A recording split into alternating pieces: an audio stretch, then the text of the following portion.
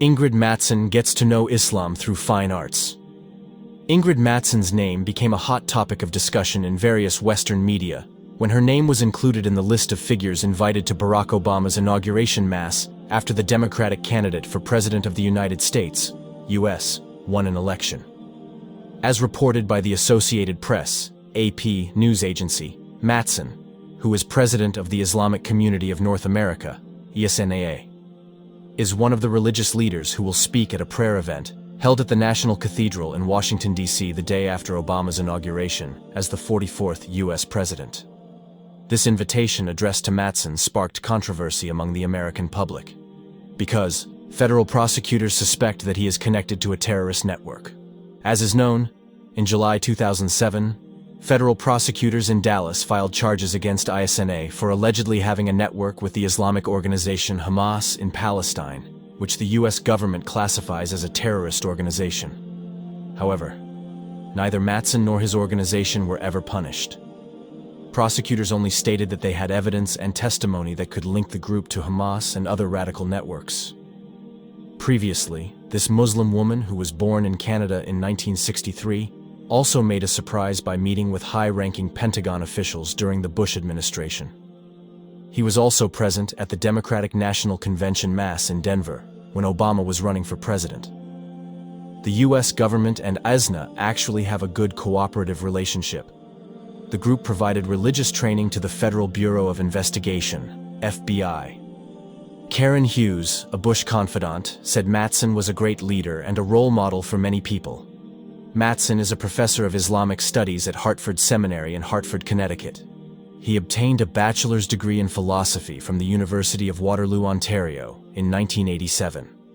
Meanwhile, he obtained a PhD in Islamic studies from the University of Chicago in 1999. His research is on Islamic law and society. While studying in Chicago, he was heavily involved in local Muslim community activities. He sits on the board of directors of the Universal School in Bridgeview and is a committee member of the Interfaith Committee of the Council of Islamic Organizations of Greater Chicago. Mattson also lived in Pakistan and worked as a social worker for female Afghan refugees during the period 1987-1988. In 1995, she was appointed as advisor to the Afghan delegation to the UN Commission on the Status of Women. It was while working in a refugee camp in Pakistan that she met the man who is now her husband, Amer Atak, an engineer from Egypt.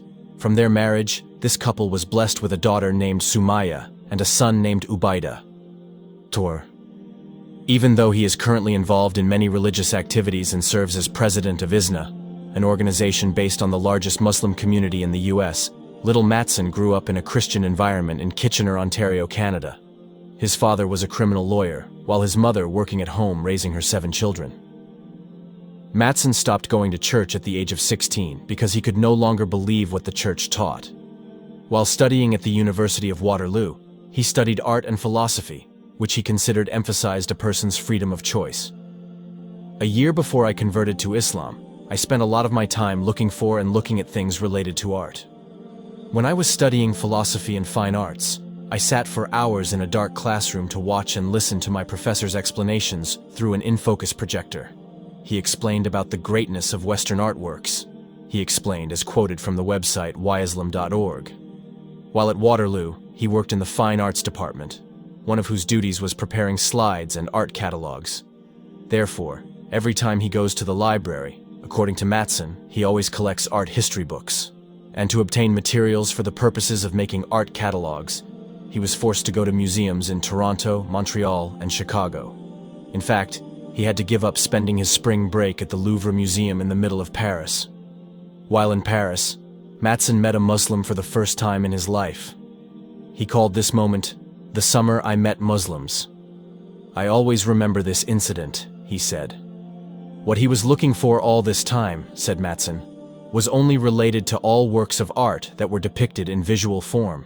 Western civilization is known to have a tradition of depicting things in visual form, including depictions of the existence of God.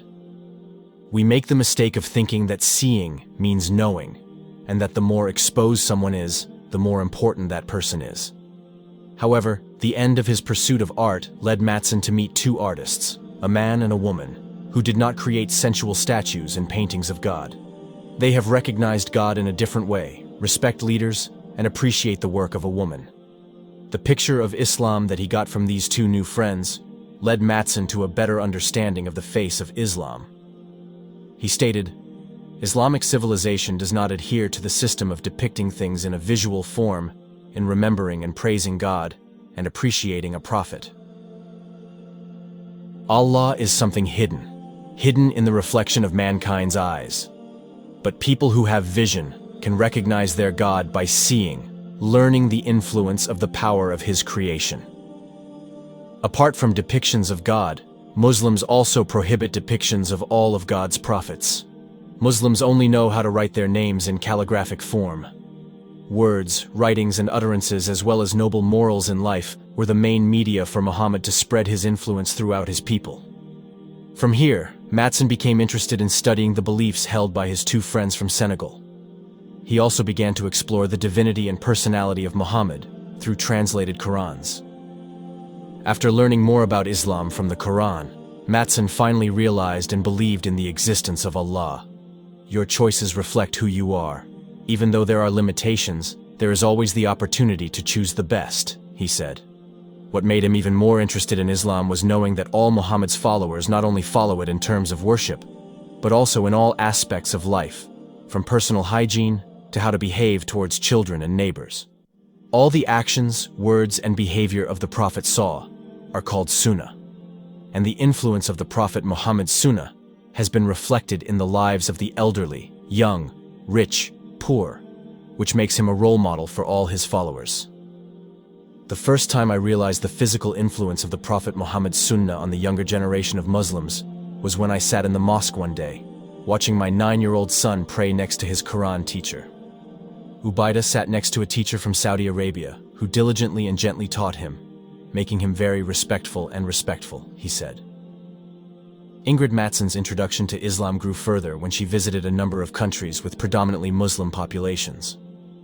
Mattson admitted that several events he encountered in these countries further strengthened his belief in Islam.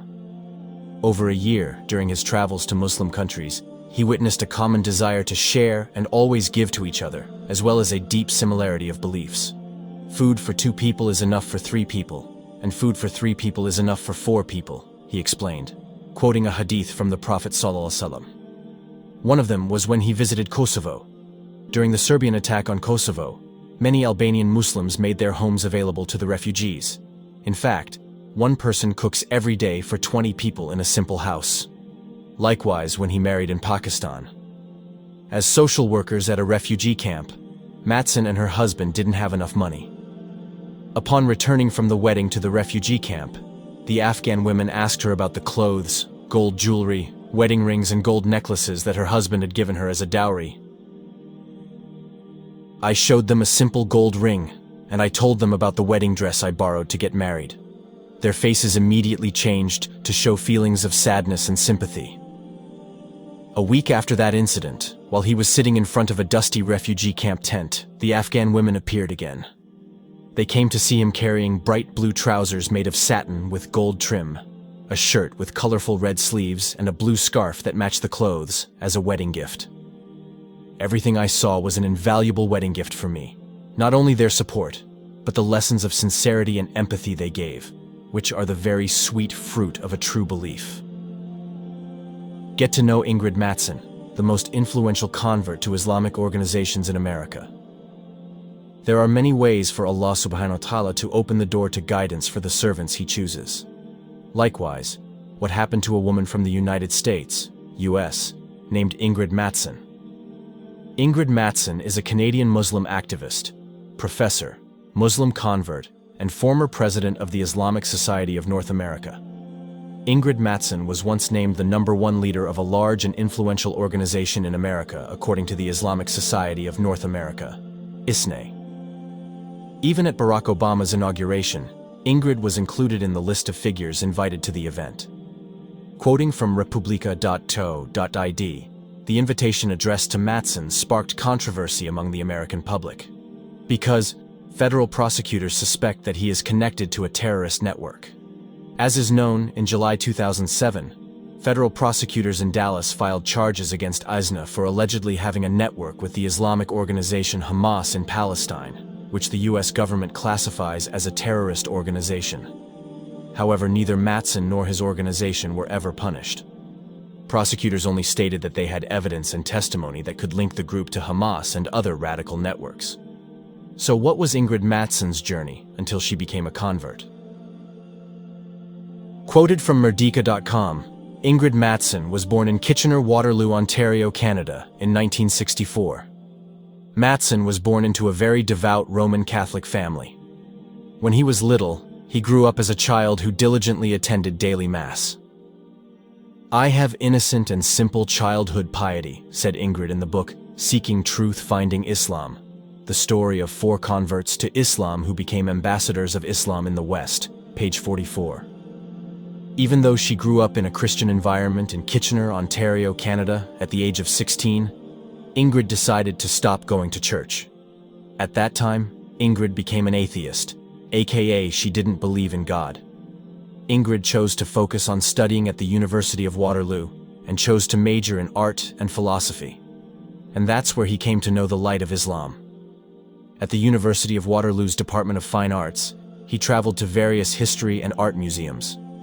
Coincidentally, at the Louvre Museum in the center of Paris, he met several Muslim women from Senegal. Mattson was struck by the sincerity and dignity he saw in his Muslim friends. And what made him even more interested in Islam was that all Muhammad's followers not only followed it in terms of worship, but also in all aspects of life, from personal hygiene to how to behave towards children and neighbors. In 1986, she decided to accept the Shahada and become a Muslim. She also exchanged her clothes for Muslim clothing, complete with a headscarf. At that time, he was 23 years old. When he first prayed, Mattson was shocked by the feeling of closeness to God that he had lost since he was a teenager. God is no longer in the church, but everywhere. He is in nature, art, and the faces of sincere Muslim women, said Mattson. In 1987, Mattson decided to go to Pakistan to become a humanitarian volunteer. While in Pakistan, Mattson finally found a young man who was also a volunteer, Amir Atek, an engineer from Egypt. Feeling of one accord, the two decided to get married. Mattson earned his PhD in Islamic Studies from the University of Chicago in 1999.